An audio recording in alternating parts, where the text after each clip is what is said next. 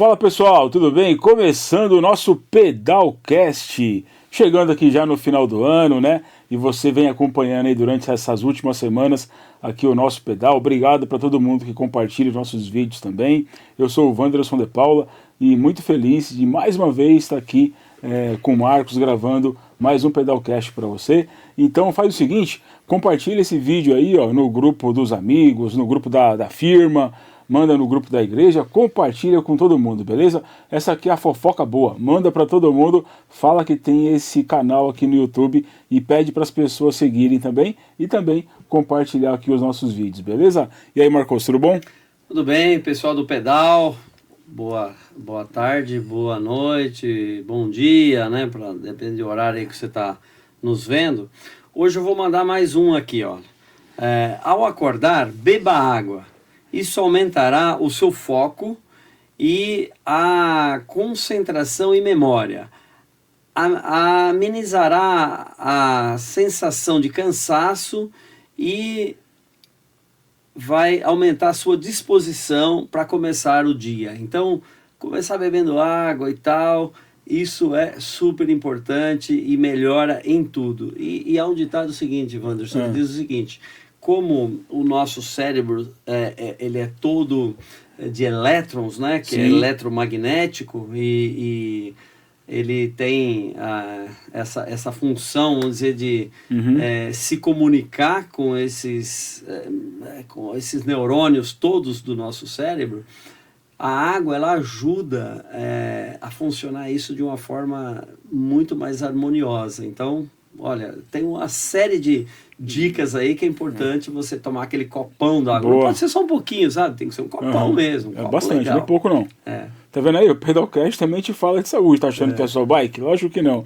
O Marcos aí nos últimos aqui, né, ele trouxe nesse também e vai continuar nos próximos aí também, abrindo dessa forma, né, com uma frase aí de impacto e essa aí motivacional e muito bom, viu? Então, mais uma vez, é muito bom ter você aqui de novo, tá? E a gente teve alguns comentários aí, pessoas falaram pra gente, né, gostou muito daquele modelo dos últimos 2 podcasts aí que a gente fez, Marcos, que é aquelas perguntas, dúvidas, né, que você tirou de muitas pessoas aí. E como eu falei anteriormente, ninguém melhor do que o Marcos para poder tirar essas dúvidas, né? Um cara que, atleta, e nós vamos chegar nisso aqui, que ex-atleta, foi para a Olimpíada Mundial e por aí vai. E eu tenho mais algumas perguntas aqui, inclusive algumas que mandaram aqui. Eu vou chegar no Mundial, na Olimpíada, calma, tá? Ô Marcos, eu queria saber de você primeiro, quantos campeonatos brasileiros você participou, você teve paulista também, e qual a sua melhor memória desses campeonatos aqui no Brasil que você participou?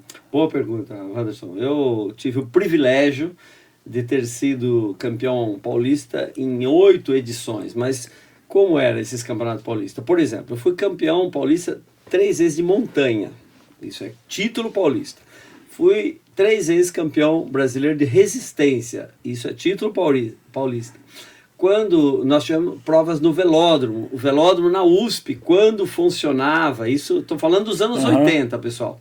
Então, é importante dizer o seguinte, olha, nós temos um velódromo que poderia ser maravilhoso, mas ele não é da população, ele é da USP. E a USP não permite que ninguém entre, acesse a USP. Eu, quando fui responsável pela administração da Federação Paulista de Ciclismo, tive reuniões lá e tal, todas elas sem nenhum resultado prático. Nós tivemos momentos lá na USP muito difíceis. Nos anos 80, quando eu cheguei na cidade de São Paulo, porque eu vim do norte do Paraná, eu morava lá na USP, embaixo do velódromo, porque tinha uma arquibancada e tal. Isso era em épocas áureas. A federação era administrada por um corpo de funcionários da Caloi, e a Caloi, ela bancava muitas coisas, por exemplo, mecânico, bicicletas, e tinha uma boa parceria lá com a USP na época. E depois isso, por algum motivo, terminou, e a gente nunca mais conseguiu utilizar o velódromo da USP. Hoje ele é totalmente abandonado. É importante dizer, assim, ó, eu não fico aqui fazendo política, pessoal. Nem estou aqui representando A, B ou C, e nem estou contra ninguém, e também não estou aqui esse espaço, é importante dizer que o Pedalcast é um espaço que, se tiver algum jornalista que às vezes tem um conhecimento e queira falar, nós vamos abrir o microfone para você, você pode vir aqui, nós vamos falar com você. Nós vamos falar, por exemplo, alguma autoridade que queira falar, também muito bem-vindo dentro dessa condição. Nós estamos aqui justamente para trazer o direito daqueles que utilizam o espaço público, né? Eu não sei qual é o poderio da USP todo, mas lá existe reitoria, prefeitura, conselho. Então, é assim, quando não pode porque o conselho não deixa, depois não pode porque a reitoria não deixa, depois não pode porque a prefeitura não deixa. Então, sempre existe alguém que não pode. Lá sempre na tem USP, alguém para impedir alguma coisa. Não pode nada. Então, o velódromo lá existe, não demoliram aquilo, nenhum governador pode pôr a mão naquilo, porque ninguém, todos que chegam lá, a gente leva, inclusive, eu posso garantir que a gente sempre leva a debate essas questões, mas não chega a nenhuma conclusão e continua tudo igual. E quem quiser, pessoal, ir na USP, ver o velódromo, o estado de abandono, vai constatar o que eu estou dizendo. Esse velódromo já foi geradores de campeões e eu fui campeão paulista lá. Mas fui campeão paulista também de montanha, o recorde da Serra Velha, Caminho do Mar, que hoje é fechada só para turistas e tal, tem passeios monitorados lá.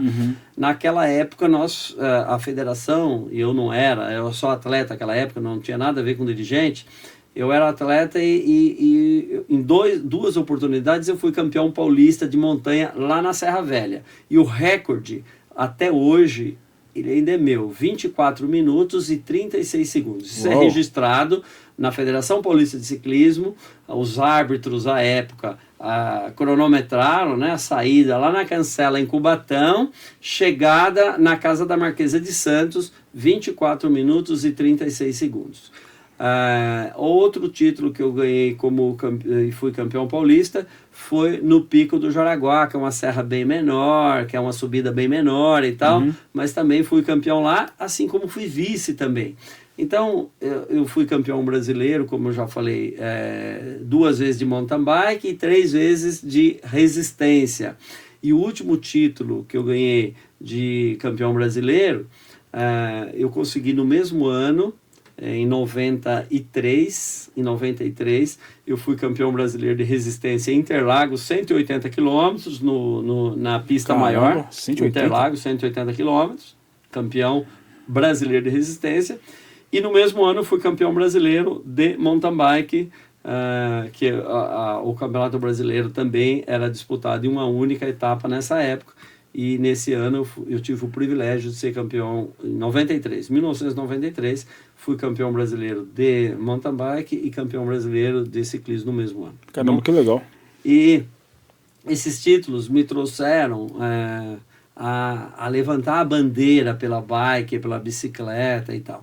Hoje nós temos pessoas que chegam para pedalar e eu tenho muito orgulho disso, porque a minha maior organização hoje é de passeio ciclístico para a população, para a família, para pessoas que têm, tá chegando, né, a degustar, vamos dizer, esse esporte que é tão interessante, mas que é lazer também, que é o passeio ciclístico, é um momento de convívio. O último passeio ciclístico que nós tivemos, Wanderson, na Moca, saindo lá do Garagem 55, nós tivemos 5.000 pessoas pedalando nas ruas da Moca, mas foi uma maravilha, gente. Foi algo assim que fazia tempo que eu não via tantos ciclistas muito felizes, sabe? Foi como não coube todos os ciclistas dentro do espaço, Garagem 55, ficou lá mais de 1.000 ciclistas ali na área externa, e quando nós saímos juntou tudo aquilo, foi muito lindo. E assim, tem pessoas no trânsito que vai falar, pô, esses caras aqui, todos esses ciclistas pedalando. E era gente lá, hein? Mas para nós foi uma maravilha, pessoal, porque olha, tinha criança, tinha pessoas da terceira idade, tinha senhoras que estavam recentemente usando bicicleta, pedalando com a gente, tinha pessoas já mais condicionadas, então andando também. Então foi uma delícia. Esse último, que foi o Cyclo City, que nós fizemos saindo lá do Garagem 55, 5 mil pessoas pedalando nas ruas da Moca. Foi muito legal. E nós estamos sempre trazendo esses eventos que é para colocar aquela população que às vezes está chegando agora nesse ambiente da bicicleta. Exatamente isso. Então você entende, né, por que o Marcos está aqui, ele que criou esse Pedalcast, né? E já emendando assim nessa pergunta, Marcos, você também foi para campeonatos mundiais e Olimpíadas também, né? Então eu queria saber aqui quantos mundiais, né? E você falar aqui para as pessoas, quantos mundiais você participou? Quantas Olimpíadas e a pergunta talvez mais importante, qual a importância ou a sensação de você chegar numa Olimpíada representando o seu país? Então, Mundial, Olimpíada, e como que era isso no seu coração, na sua mente? Caramba, onde eu tô, cara? Saí lá de Arapongas, lá no norte do Paraná, meu irmão, olha onde eu tô, numa Olimpíada, cara. Como que foi isso? Bom, nessa participação nas Olimpíadas e nos campeonatos mundiais, o primeiro campeonato mundial que eu fui convocado pela seleção brasileira de júniores, né, campeonato de júniores, foi o campeonato mundial no México. Eu estava com 16 anos, ainda ia fazer 17, e foi um campeonato que me deu uma base muito grande. Eu ainda era representante da equipe lá no norte do Paraná, em Arapongas, que era a equipe da prefeitura e tal. E quando a gente chegou, nós desfilamos no carro de bombeiro, aquela coisa legal toda. Então, foi uma situação muito bacana. E depois, quando no outro ano eu já vim para São Paulo, morar em São Paulo e participar fui patrocinado inicialmente pelo Palmeiras, que o Palmeiras tinha uma equipe de ciclismo que era o departamento, né, era o clube de futebol, mas tinha um departamento de ciclismo. Então eu vim morar aqui na Turiaçu, ali no bairro próximo era Água Branca, ali no bairro da Água Branca, aqui em São Paulo. Próximo ao estádio do Palmeiras, e nós, portanto, mas eu fiquei lá pouco tempo. Antes de começar as competições ainda, eu me transferi, porque aí eu recebi um convite que para mim foi melhor. Eu fui para a equipe da Pirelli de Santo André, e aí fiquei no ABC e tal, e foi um ano muito produtivo para mim, o primeiro ano aqui na cidade, já na capital de São Paulo, e no ABC ali posteriormente. Foi um momento que depois fui ganhando musculatura, vamos dizer, ganhando experiência, e tive a oportunidade depois, na época já de 18 anos, na época que estava militar, ir para a equipe da KPM no Rio de Janeiro. Fiquei nessa época lá, já com 19 anos, fui para a primeira Olimpíada de Los Angeles. Com 19 anos? Isso, Los Angeles, nos Estados Unidos. Então essa Olimpíada para mim foi um divisor de águas que realmente me deixou numa condição como atleta de primeira categoria realmente, e eu tive o privilégio de representar o Brasil, e o nosso nome ficou, né, de todos os representantes, no Memorial Coliseu lá em Los Angeles, né? Nós desfilamos no desfile de abertura das Olimpíadas. E todo atleta que desfila, ele fica com o nome registrado no Memorial Coliseu lá em Los Angeles. E eu realmente gostei muito dessa época, foi uma época maravilhosa, e eu sempre, depois disso, via o esporte já diferente, né? Com aquela receptividade de uma Olimpíada. E campeonatos mundiais, eu fui para 6 campeonatos do mundo depois de... 6 mundiais? De já estar na categoria Elite, e que era a categoria Pro, né, que nós chamávamos. Em algum lugar era Pro e outros era Elite, mas depois nós tivemos, foi mudando um pouco, né? Existia um ranking. Depois desse ranking você tinha que estar ranqueado para poder participar de Olimpíadas e tal, e a gente participava isso em competições no mundo inteiro para poder estar dentro desse ranking ou participar das Olimpíadas. Fui para a Olimpíada de Seul em 84, não, 88. 84 Los Angeles, 88 Seul. Foi uma ótima Olimpíada para mim também, Seul. Ali já estava um atleta mais maduro e tal. Fui o primeiro classificado do Brasil para ir para a Olimpíada de Barcelona em 92, mas eu sofri um acidente, que não gosto muito de falar desse momento, foi muito difícil para mim, um acidente que me deixou realmente com sequelas de fratura exposta, Caramba. então muito problema, né? Fui atropelado por um carro. Então foi uma passagem bem difícil para mim. E depois eu fui me readequando, né, quando eu não consegui participar dessa Olimpíada, e fui já estava casado, fui direcionando um pouco mais para a família ali, para cuidar depois da minha profissão. Depois foi quando eu comecei a trabalhar na Caloi com mais, fui para o departamento de promoções, era ciclista e tal, mas já comecei a ter uma atividade extra, fora só a prática do ciclismo, né? Então isso me deu uma grande base também. Mas eu participei de muitos eventos internacionais, realmente foi muito produtivo. E o melhor título, você falou do melhor título, o melhor título para mim foi a medalha de prata nos Jogos Pan-Americanos de Indianápolis, em 1987, campeonato, Jogos Pan-Americanos lá nos Estados Unidos. Então, porque o Rosendo Ramos, o mexicano, foi o primeiro colocado e eu perdi de bobeira, porque aquela coisa, né, aquela meia pedalada que você tem que ajustar e tal. Então, fiquei com a medalha de prata.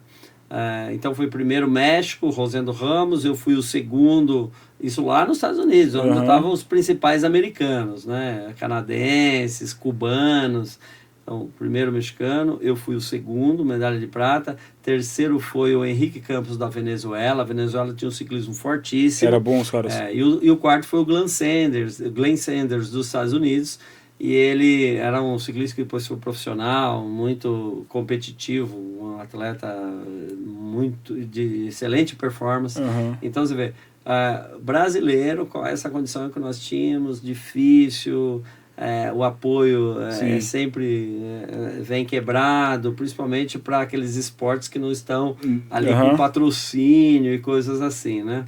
Então eu fui realmente muito privilegiado com esses títulos, e esse foi o título que eu mais me lembro, que me deu assim notoriedade no cenário do ciclismo mundial, essa medalha de prata. Às vezes eu não era tão reconhecido no Brasil, mas eu era homenageado na Argentina, homenageado no Uruguai, homenageado no Chile, homenageado em Portugal, vários países que você chegava, e eu fiz um comentário com um legislador nosso aqui da cidade de São Paulo, um vereador, que eu posso dizer o nome, foi o vereador André Santos. Eu contei essa história lá atrás para ele, que eu tive todas as homenagens fora do país, e o meu país nem sabia que eu era... Caramba, olha isso. Que eu era... Eu tinha alguma importância aqui, né? Porque não há reconhecimento por parte políticos e tal, né? E eu tive essa honra de receber o título de cidadão paulistano pelos trabalhos prestados para a cidade de São Paulo, e eu recebi a medalha Anchieta, que tem que ser assinado por 100% da Câmara Municipal e tal, para poder ter essa honraria do título. E eu recebi o título de cidadão paulistano e a medalha Anchieta pela Câmara Municipal de São Paulo. Então, isso depois, agora recentemente, isso foi na pandemia, aqui naquele período de pandemia, que eu acabei recebendo esse título, porque demora um pouco para passar esse trâmite todo ali pelo Legislativo. Mas, pelo menos em tempo, fui reconhecido, e eu posso dizer assim, olha, uma passagem importante, Wanderson, que não estava aqui no script, mas que eu vou te dizer. Eu tive um visto de permanência para os Estados Unidos, para ficar nos Estados Unidos, morar nos Estados Unidos e fazer, enfim, e eu poderia conduzir esse meu visto porque os Estados Unidos ele tem alguns vistos especiais, e, por exemplo, ele tem um visto especial para quem ele reconhece como de notório conhecimento ou que se destaca em alguma área. E eu tive um visto lá nos Estados Unidos que era de permanência para ficar dentro morando lá nos Estados Unidos. E quando a entrevistadora da embaixada me perguntou, falou assim, olha, mas você que tem que você tem essa importância para o seu país, você vai morar aqui nos Estados Unidos porque você é uma pessoa importante para o seu país. E eu respondi para ela, olha, o meu país nem sabe que eu existo. Caramba, assim, que pesado isso. Eu não tenho esse reconhecimento no meu país porque As pessoas simplesmente não... Às vezes você recebe mais crítica do que... pô, você foi 10º colocado, só 10º colocado na Olimpíada. Ninguém sabe não serve para nada. O que o 10º colocado então, sofre, né? Então o que você dedica a sua vida, você abdica da sua família, você deixa tudo para trás para você chegar numa competição, porque quando você está lá 10º e 1º, a diferença é quase nada, é detalhe, mas você foi 10º. E isso para nós não tem importância nenhuma no Brasil. Em outros países, você tem esse reconhecimento. Que legal. E eu não estou aqui falando mal do meu país, gente. Eu estou dizendo que quem é responsável por isso? Hoje, se você pegar a Secretaria de Esportes, não tem um atleta, não tem absolutamente ninguém. Se você representando for na Secretaria de Estado hoje, ou na Secretaria Municipal, ou em qualquer cidade, não tem ninguém do esporte, só tem gente lá que você não sabe nem de onde veio e não tem nada a ver com esporte. É difícil. Então, é isso que eu costumo dizer. Gente, na Secretaria de Saúde são médicos, na Secretaria de Transporte são técnicos, agora no esporte não. Qualquer um tem que ser atleta. Tem atleta, não existe, não tem. Assim, me prove ao contrário. Eu estou aqui fazendo esse desafio. Me provem ao contrário. Então, as pessoas às vezes elas se tomam posse de coisas que na realidade não pertencem. Eu, por exemplo, se eu não entendo de cultura, eu não vou lá assumir um cargo lá. Eu seria muito honesto em dizer o seguinte: olha, eu sou uma pessoa que adora cultura, mas não sou um profundo conhecedor, então não tenho. Mas no esporte eu conheço. E assim, nunca recebi nenhum tipo de convite. Muito pelo contrário, as pessoas, às vezes você chega na Secretaria de Esportes, o pessoal quer que você vá embora logo, porque quem está lá acha que está ameaçado. Ameaçado, e chegou quem entende. Então, eles querem que você... Olha, eu não vou citar aqui a cidade, mas eu tive uma cidade que alguém que quiser falar comigo em particular, eu posso dizer. Então, eu diria o seguinte: olha, algumas secretarias de esportes, elas chegam a nos envergonhar, porque ali não tem ninguém que entende de esportes ou que pode falar sobre esporte. Então, é algo que realmente... eu acho que os atletas deveriam tomar essa iniciativa de estar junto com os governantes e tal, e dizer o seguinte: olha, se é uma secretaria de esportes, pelo menos tem que ter representatividade de um conselho, de alguém que é do esporte, que participa efetivamente das atividades esportivas ou de lazer ou de entretenimento, que é muito importante para todos que vivem nesse município. Perfeito, tinha que ser assim, né? Cada um na sua área, né? Agora há pouco aí, Marcos, você falou sobre título, né? Que o vereador André Santos se reconheceu com título. Por falar em títulos, você tem ideia de quantos títulos internacionais e nacionais você tem? Olha, eu tenho, isso eu sei porque eu acabei fazendo esse levantamento recentemente. Eu tenho mais ou menos 50 títulos internacionais. Por exemplo, eu venci eventos em Portugal, Itália, na Espanha, no Uruguai, na Argentina, no Chile, na Venezuela. Na Venezuela, eu estou falando antes dessa época aí do Maduro e esse povo todo aí. Foi antes disso aí. Então, vários países que eu tive na Suíça, eu tive o privilégio de ganhar um evento lá também. E na Bélgica, como eu fiquei lá bastante tempo, morando e tal, teve vários grandes prêmios que eu consegui vencer. E aqui no Brasil eu tive em torno de 150 primeiro lugar. Assim, Caramba, 150 na minha primeiro. Carreira, não é segundo colocado, terceiro 150 colocado. primeiro lugar, 150 títulos. Quando você tem, por exemplo, um GP, um grande prêmio. Grande prêmio Cidade de São Paulo. Então, desses eventos, na minha carreira toda, eu tive 150 títulos de primeira colocação. Internacional? Né? E eu tive o privilégio de ser campeão carioca, porque morei no Rio de Janeiro 1 ano e meio, campeão paranaense na terceira categoria, campeão paulista e várias vezes. Aqui foi onde o estado de São Paulo é meu estado, eu vivo aqui, eu moro aqui. Hoje eu sou reconhecido por mérito como cidadão paulistano. É isso aí. Puxa vida, que legal. É uma história muito, muito rica, né?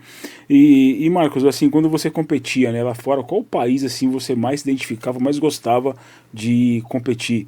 Quando você chegava e falava: agora aqui eu vou arrasar, aqui eu tô em Arapongas, mas lá fora, onde era? Na Itália. A Itália, para mim, é a minha... Bom, eu sou naturalizado italiano também, e a Itália, para mim, é a minha segunda terra, realmente, né? O primeiro, lógico, sou brasileiro, nasci aqui. E a Itália é um país que eu realmente me senti em casa. Mais um país, assim, que eu tive prazer em competir, pelo respeito, pela receptividade da população, cuidado em recepcionar, em te hospedar, é Estados Unidos.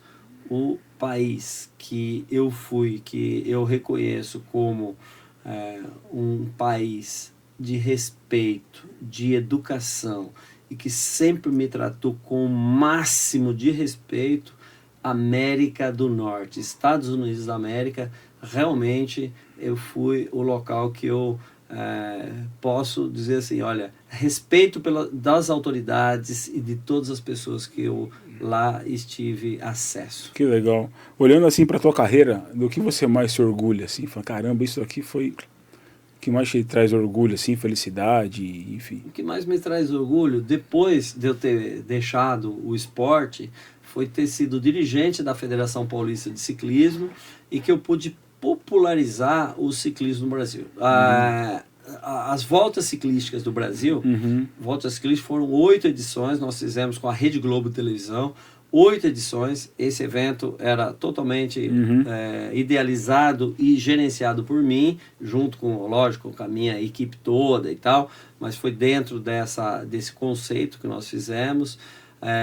3 campeonatos pan-americanos. Então, o que me deu mais orgulho foi popularizar o ciclismo, e até a chegada da ciclofaixa na cidade de São Paulo é uma das coisas que eu me sinto assim com a alma lavada pela minha trajetória de trazer o ciclismo a ser uma atividade popular no Brasil. Legal. Nós estamos já chegando no final aqui, Marcos. Eu tenho mais uma pergunta para você, para a gente poder encerrar aqui. Quando você competia, qual era o país assim que você fala assim, eu tenho que ganhar desses caras? Sabe, quando estava ali na tua frente ali. E hoje em dia, como que tá o nosso esporte hoje, né, o ciclismo? O Brasil, como que ele tá aí perante o mundo aí? O pessoal tem medo de quando chega ciclista do Brasil? Como que é hoje? A gente não tinha muito essa rivalidade, né? No futebol tem Brasil e Argentina. Brasil e né? Argentina. No ciclismo... Mas eu posso dizer que os meus maiores amigos, assim, amigos pessoais no ciclismo, depois dos brasileiros, é claro, são os argentinos. Então eu morei no Uruguai numa casa com 4 argentinos.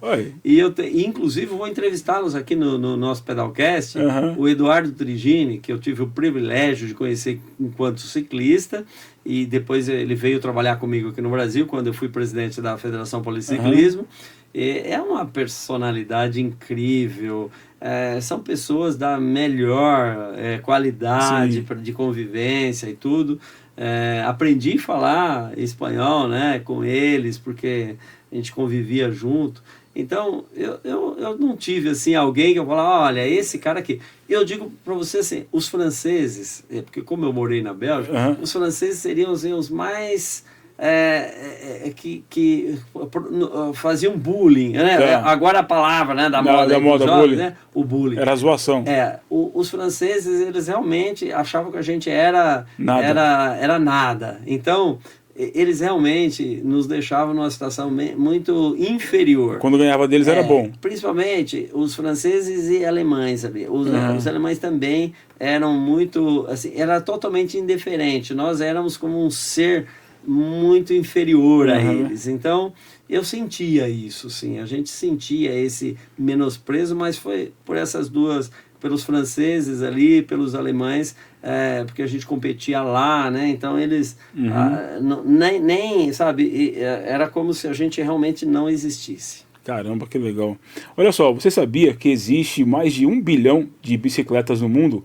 A China, ela lidera esse ranking com mais de 450 milhões de bicicletas, seguida pelos Estados Unidos com mais de 100 milhões de bicicletas, depois o Japão com 72 milhões de bicicletas, e o Brasil, infelizmente, não está entre os primeiros colocados. Inclusive, o Brasil, apenas 17% da população anda de bicicleta ou tem uma bicicleta. É um dado muito baixo que a gente precisa melhorar muito, né? Aqui na descrição do vídeo, aqui embaixo, nós vamos deixar a fonte dessa informação e mais alguns dados também para que você possa saber quem são os melhores países aí que mais se desenvolve com relação à bicicleta. Nós vamos chegando aqui no final do nosso Pedalcast. Da minha parte, eu vou ficando por aqui. Tá chegando o Natal, tá em dúvida de um presente? Compre uma bike. Uma bike é um bom. Dá uma bicicleta pro teu filho, pro teu pai, pra tua mãe, né, Marcos? Tá chegando o Natal, compre uma bike. Até mais, o Marcos vai se despedir de você e deixar aqui a mensagem dele de Natal também. Pessoal, olha, um ótimo Natal para vocês, todos do pedal aí, um 2025 maravilhoso, tá? Eu lanço um desafio aí para vocês e o ano que vem nós vamos ter bastante novidades, coisas muito produtivas aqui para esse Pedalcast. Eu vou lançar um desafio. Se você pode me ajudar, se você pode ajudar o Wanderson a trazer as perguntas aqui que você espera lá em casa. Por que eles não fizeram essa pergunta? Por que eles não falaram sobre esse tema?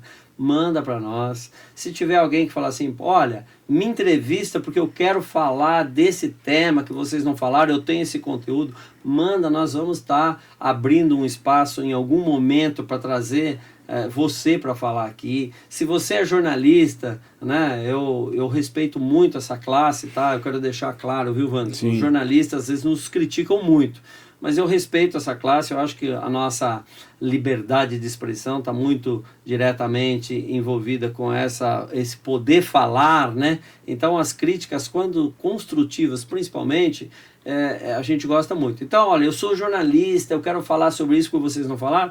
Fala com a gente vai trazer você aqui para você falar e poder colocar o assunto que você detém conhecimento aqui para o nosso Pedalcast, tá bom? Muito obrigado, abraço. É isso aí, gente. Tchau, Feliz Natal.